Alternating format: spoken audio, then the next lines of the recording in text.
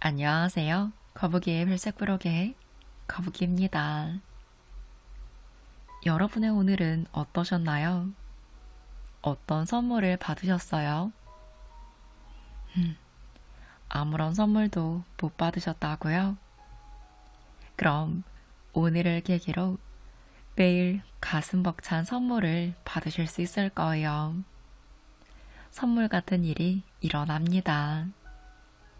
오늘은 오주연 저자의 인생은 선물이야와 함께 삶을 특별하게 바꾸는 비밀에 대해 살펴볼게요.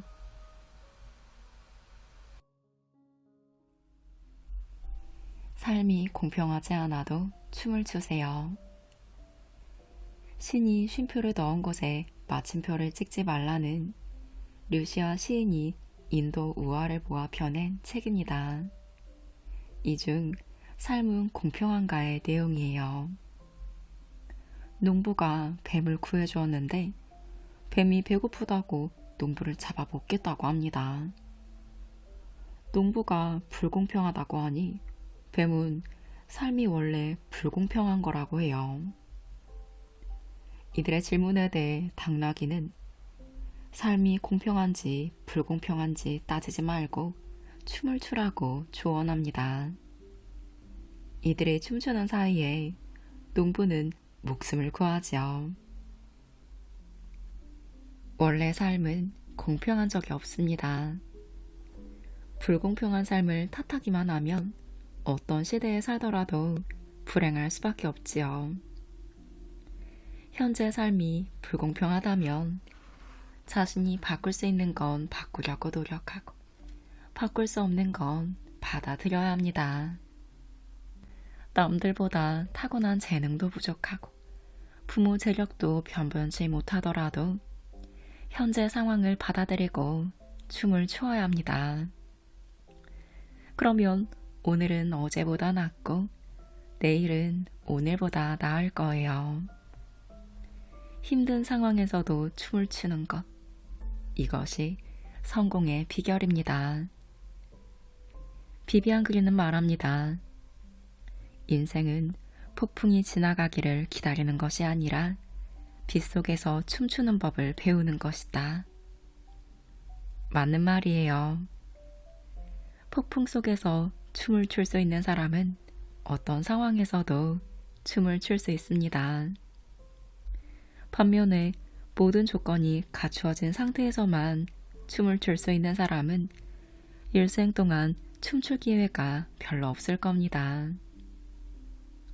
그리스인 조르바에서 주인공과 함께 시작한 탄광 사업이 실패로 끝나지만 조르바는 슬퍼하지 않고 춤을 춥니다. 조르바는 첫 아들을 잃었을 때도 슬픔에 굴복하지 않고 춤을 추었어요. 시련을 극복하기 위한 그의 방식입니다. 그에게 춤은 절망을 거부하고 다시 삶을 껴안는 상징적 행위입니다. 자유의 선언이지요. 조르바의 춤은 그가 세상을 어떻게 바라보고 어떻게 살아가는지를 보여주는 강렬한 상징입니다. 아무도 보지 않는 것처럼 춤추세요. 알프레드 디수지는 말합니다. 돈이 필요치 않은 것처럼 일해라. 아무도 보고 있지 않은 것처럼 춤춰라. 한 번도 상처받지 않은 것처럼 사랑해라. 저는 특히 아무도 보고 있지 않은 것처럼 춤추라 라는 말이 특히 와닿습니다. 내 인생의 주인공은 다름 아닌 나 자신입니다.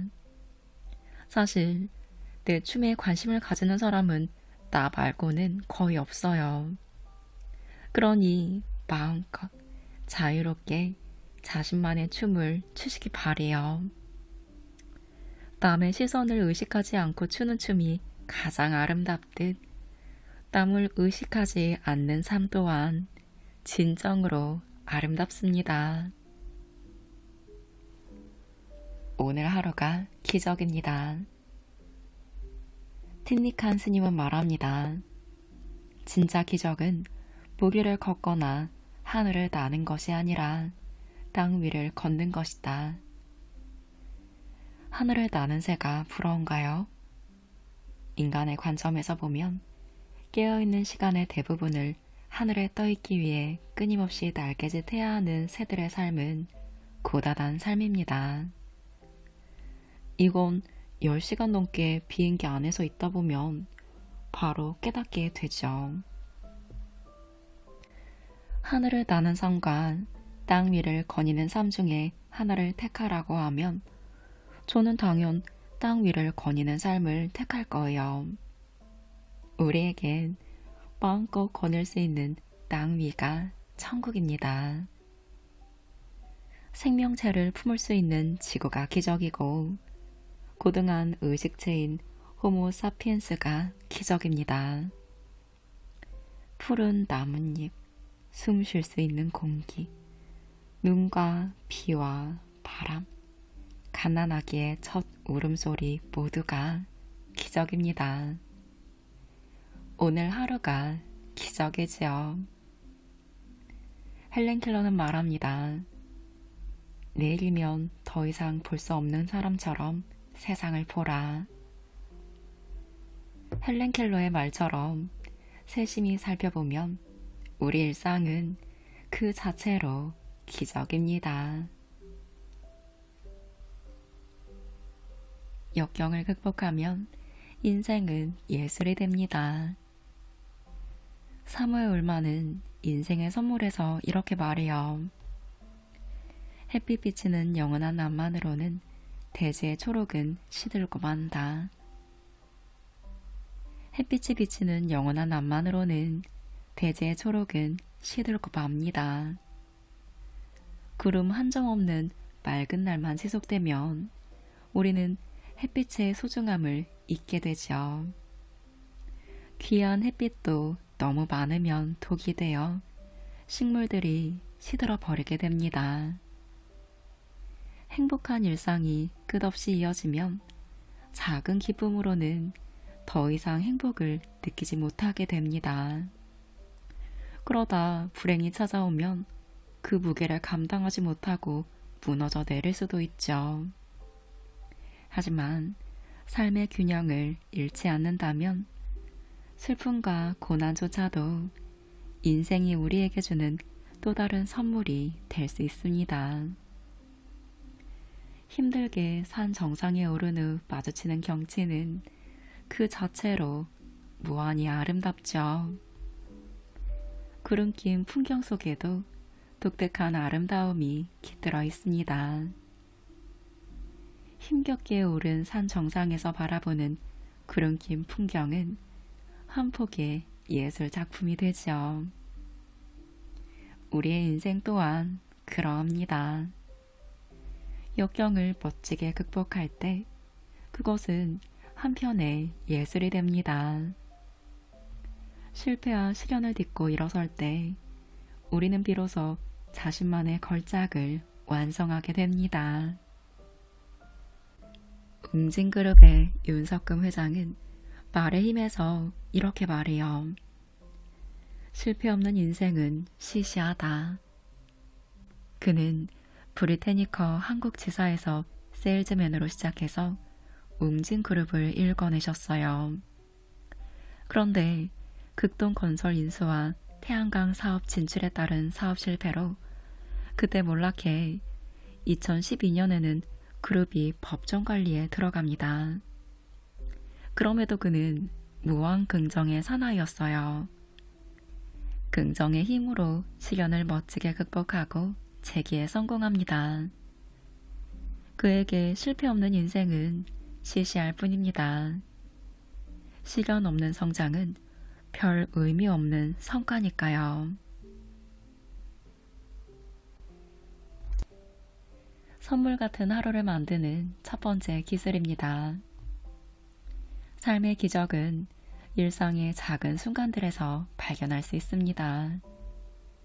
힘든 상황에서도 감사할 수 있는 태도를 갖추는 건 삶을 풍요롭게 만드는 중요한 요소이죠. 니체는 오늘을 온전히 사는 것이야말로 미래의 삶을 위한 최선의 선택이라고 강조합니다. 이처럼 주어진 순간에 충실하며 기적을 느끼는 태도가 필요해요. 당연하게 여겼던 일상 속에서 경험이 사실 놀라운 선물임을 깨닫는 것이 중요합니다. 틴낙한 스님의 말처럼 땅을 걷는 기쁨을 느끼며 삶을 감사의 시선으로 바라보는 습관이 행복의 큰 열쇠가 될 수 있습니다. 한번 나에게 스스로 질문해 보세요. 오늘 하루 중 나를 미소 짓게 만든 순간은 언제인가요? 예를 들어 이런 게 있을 수 있겠죠. 아파트 베란다 사이로 햇빛이 들어와 따뜻함을 느꼈을 때, 엘리베이터 안에서 내 표정을 보고 갓난아기가 미소 지을 때 등 있겠죠. 내 삶을 특별하게 만드는 작은 기적을 느낄 땐 언제인가요? 필자의 경우 무슨 출판사입니다. 저자님의 책을 출간하고 싶습니다. 라는 전화를 받을 때 내 삶은 특별하다고 느낍니다. 감사할 수 있지만 간과하고 있는 건 무엇일까요? 건강하게 걸을 수 있는 다리가 있다는 점입니다. 평범한 일상도 일이 생겨 흐트러지면 소중함을 느끼게 됩니다. 행복은 강도가 아닌 빈도가 중요합니다. 연세대학교 심리학과 서은교 교수의 행복의 기원에 따르면 행복은 강도보다 빈도가 더 중요하다고 해요. 아무리 강력한 행복감도 시간이 지나면 약해지기에 행복에서는 강력한 한방보다는 약한 거라도 행복감을 여러 번 느끼는 것이 전체적인 행복감 총량에서는 더 커진다고 해요. 아이스크림을 한 개 먹을 땐 만족도가 높지만 한꺼번에 3개째 먹을 때는 늘어나는 만족도가 0이 될 수 있어요. 아이스크림을 한꺼번에 여러 개 먹기보다는 충분한 시간 간격을 두고 하나씩 먹어야 효용이 극대화됩니다. 행복 또한 그렇습니다. 서은구 교수에 따르면 아이스크림은 사랑하는 누군가와 함께 먹을 때 행복감이 높아진다고 해요.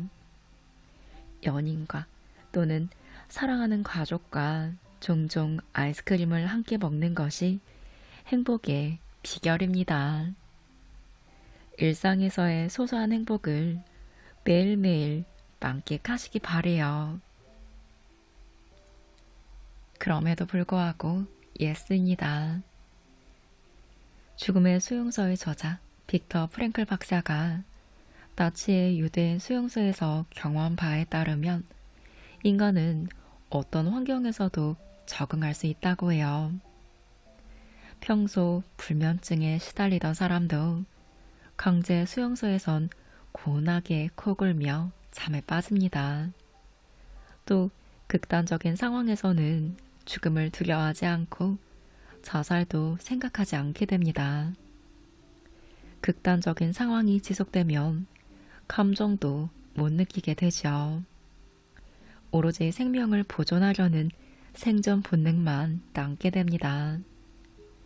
그런데 감정 중에서도 오래 살아남는 감정이 있어요.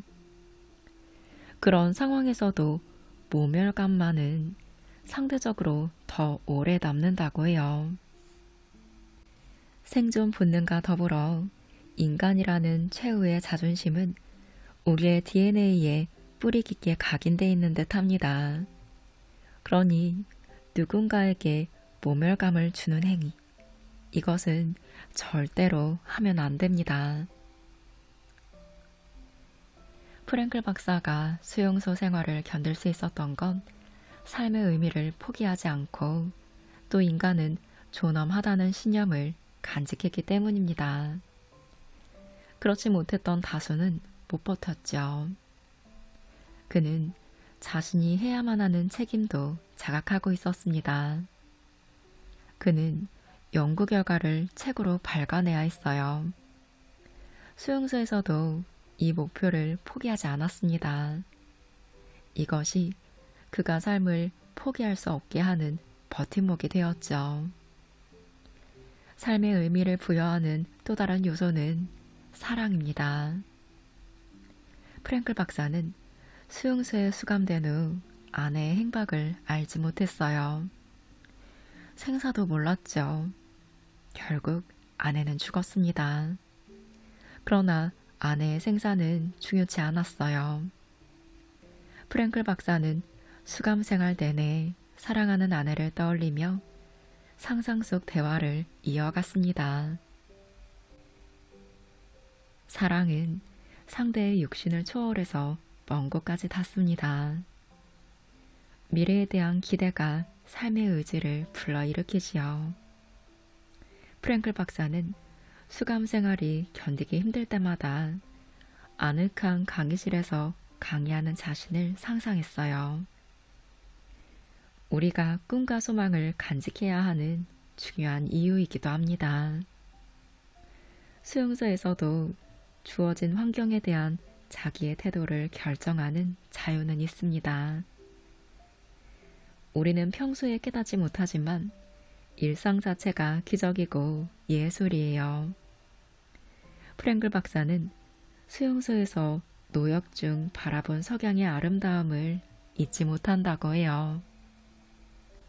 써먹어야 할 재능, 사랑하는 사람, 아름다운 추억, 꿈과 소망 등 힘들어도 살아야만 하는 이유가 꽤 많습니다.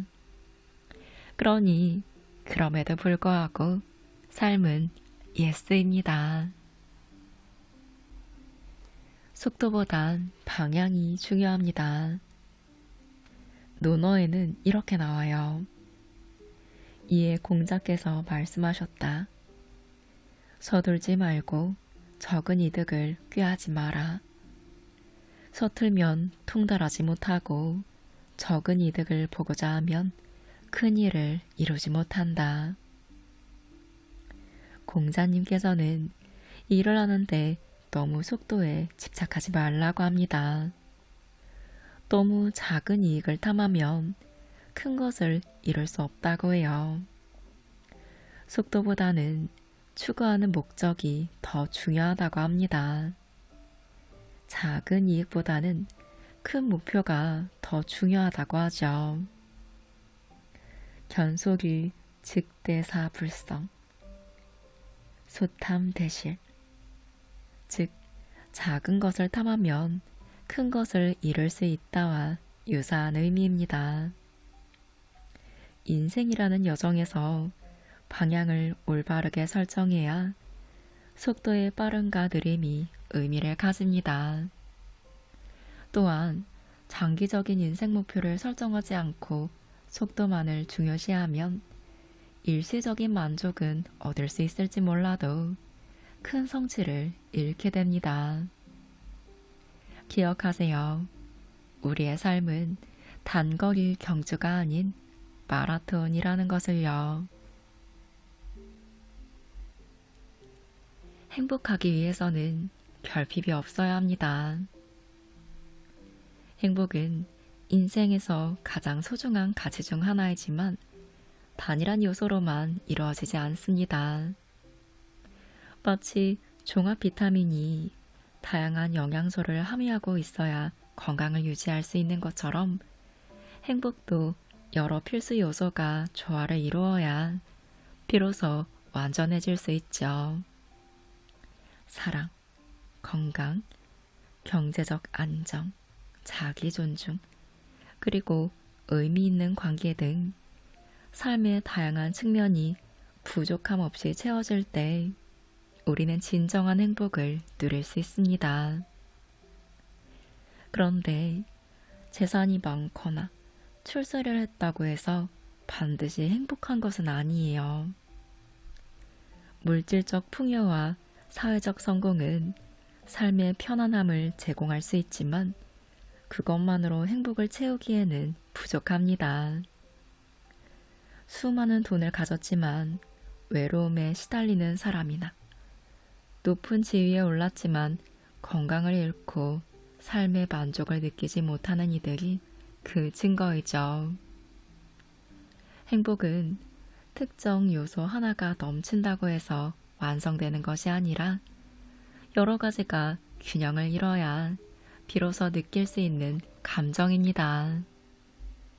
따라서 우리는 행복에 필요한 종합 비타민을 유지하기 위해 각 요소를 꾸준히 관리하고 점검해야 합니다. 사랑과 감사의 마음을 나누며 관계를 소중히 하고 자신의 몸과 마음을 돌보며 건강을 지키는 일은 물론 삶의 의미를 부여할 수 있는 목표를 설정하는 것도 중요합니다. 무엇보다 행복은 완벽을 추구하는 것이 아니라 모든 요소를 조화롭게 꾸려가는 노력에서 시작된다는 점을 기억하셔야 해요. 그리고 지금 행복하지 않다고 해서 너무 실망하지 마세요. 그 감정은 당신만 느끼는 건 아니니까요. 행복을 필요한 요소들을 골고루 그리고 오랫동안 유지하는 일은 누구에게나 쉽지 않습니다. 사실 행복은 일상에서 아주 가끔 찾아오는 특별한 순간일 수도 있어요. 만약 모든 필수 요소를 완벽히 갖추는 것이 어렵다면 각 요소에 대한 기대치를 조금 낮춰보는 것도 하나의 방법이 될 수 있습니다.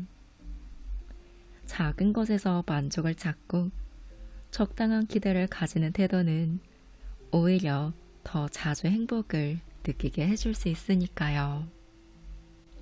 선물 같은 하루를 만드는 기술입니다. 행복은 큰 사건이 아닌 일상의 작은 기쁨에서 비롯돼요. 우리의 삶을 특별하게 만드는 비결은 매 순간 기적 같은 일들이 벌어지고 있다는 사실을 인식하는 데 있습니다. 긍정적인 태도는 행복의 필수 조건이에요. 행복을 만드는 태도는 습관처럼 반복될 때 더욱 강해집니다. 일상 속 소소한 기쁨을 찾고 이를 감사히 여기는 순간들이 모여 진정한 행복을 만듭니다. 스스로 한번 질문해 보세요. 언제 행복감을 느끼시나요? 예를 들어 저는 작은 거라도 목표를 달성했을 때 행복감을 느낍니다. 기대치와 달성치가 비슷할 때 행복감을 느낀다고 하니 작은 목표들을 많이 세워서 그 달성하는 기쁨을 자주 맛보려고 합니다. 최근에 크게 웃어본 적은 있나요? 부끄럽게도 없네요. 하루에 한두 번이라도 억지로라도 웃으려는 노력을 해보겠습니다. 하루를 긍정적으로 시작하기 위해 무엇을 하나요? 출근 전 걷기와 아침 커피 마시기로 기분을 끌어올립니다. 아침에 하루 할 일을 계획하기도 하죠. 힘들면 우세요. 슬픔이 밀려올 때는 원 없이 울어도 됩니다. 그래야 슬픈 감정이 조금이라도 해소되니까요. 옆 사람이 울 때는 같이 울어줄 필요가 있습니다. 공감이 부족한 사회이다 보니 울어도 돼 라고 말하는 것에서도 우는 사람은 큰 위로를 받습니다. 마리온 팁의 민들레에서는 이렇게 말합니다. 나는 미소를 잃어버렸습니다. 그러나 걱정하지 않아요. 민들레가 그것을 내 대신 간직하고 있으니까요. 우리는 가끔 미소를 잃어버려요. 삶의 무게가 무겁고 마음의 빛이 희미해질 때 웃음조차 멀게 느껴집니다. 하지만 괜찮아요. 민들레가 우리의 미소를 대신 간직해줍니다. 우주에서 웃음은 사라지지 않습니다. 다만 잠시 어딘가에 숨어 있을 뿐이죠. 슬픔이 지나가면 다시 웃음을 되찾을 날이 옵니다. 우리가 잊고 있던 즐거움이 다시 손짓하고 잃어버린 미소가 우리 곁으로 돌아올 거예요. 그러니 지금은 마음껏 슬퍼해도 괜찮아요. 슬픔마저도 우리의 삶을 이루는 한 부분입니다. 불행과 행운은 함께 옵니다. 노자 도덕경에서는 이렇게 말해요. 화에 복이 붙어 있고 복에 화가 엎드려 있다. 한자의 화와 복은 참으로 비슷하게 생겼어요.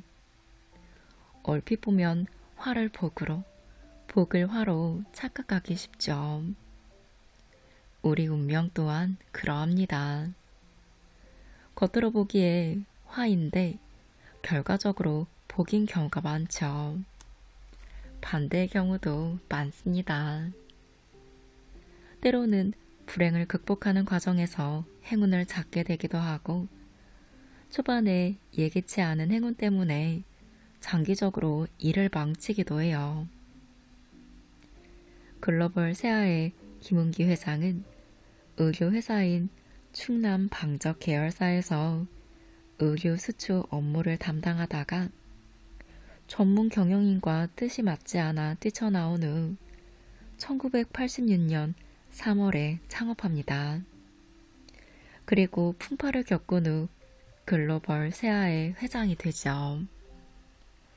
만약 김 회장이 첫 직장에서 친절한 상사를 만났다면 일 잘하는 평범한 직장인에 머물렀을 수도 있어요. 화가 복을 불러왔습니다. 필자도 신입사원 때 사표를 써놓고 낼 뻔했어요. 좀 더 모진 상사를 만났어야 했는데 그런대로 버틸만 해서 사표를 찢어버리고 아직도 회사에 남아있습니다. 한국 기업들은 기술 개발보다 차입금에 기댄 방만 경영을 지속해오다 1997년 외환위기를 겪으면서 혹독한 대가를 치르고 강제적으로 구조조정을 당했습니다. 그리고 이때를 계기로 금융제도가 강화되고 기업 경영이 투명해지고 기술 수준이 높아지면서 우리 기업들이 글로벌 플레이어가 되었죠. 이처럼 화는 언제든지 복으로 변할 수 있으니 절망해서 포기하면 안 됩니다. 또 복도 언제든지 화로 변할 수 있으니 방심하면 안 돼요. 다만 화가 저절로 복으로 바뀌기는 쉽지 않습니다. 대부분 본인이 복을 불러올 수 있는 실력을 갖추고 끊임없이 기회를 만들어가는 과정에서 행운을 잡을 수 있게 된다는 점을 꼭 명심하셔야 합니다. 삶은 완벽하지 않습니다. 완벽할 필요도 없죠. 꽃은 질 때도 아름답듯이 우리의 실패와 좌절마저도 삶의 소중한 일부입니다. 지나고 보면 실패 없는 삶은 시시해요. 중요한 건 그것을 어떻게 받아들이고 어떻게 성장의 밑거름으로 삼느냐입니다. 오늘의 이야기를 통해 주인공인 당신이 삶 속에서 소중한 선물 같은 순간들을 발견하실 수 있기를 바라요. 일상에서 잠시 걸음을 멈추고 작은 기쁨과 감사의 순간을 되새겨 보시기 바랍니다. 그래서 또 살아도 좋을 만큼 충만한 하루하루를 만들어 가시기를 소망합니다. 아무튼 인생은 선물입니다. 선물이어야 합니다. 오늘은 오주연 저자의 인생은 선물이야 와 함께 했습니다. 이 책은 구전과 명서에서 인용한 100개의 구절과 저자만의 해설을 통해 인생의 지혜를 발견하고 긍정적인 태도로 살아갈 수 있도록 방법을 제시하고 있어요. 100일간 한 챕터씩 마음을 다지며 읽기에 좋은 내용이 담겨 있는데요. 마음에 힘이 되는 내용도 많고 어떤 부분에서는 철학적인 내용을 다소 깊이 다루고 있어서 새로운 관점에서 인생을 바라보며 용기를 내는데 도움을 받을 수 있는 책입니다. 길지 않아서 좋고 선물 같은 내용이 담겨 있다는 생각이 절로 들었어요.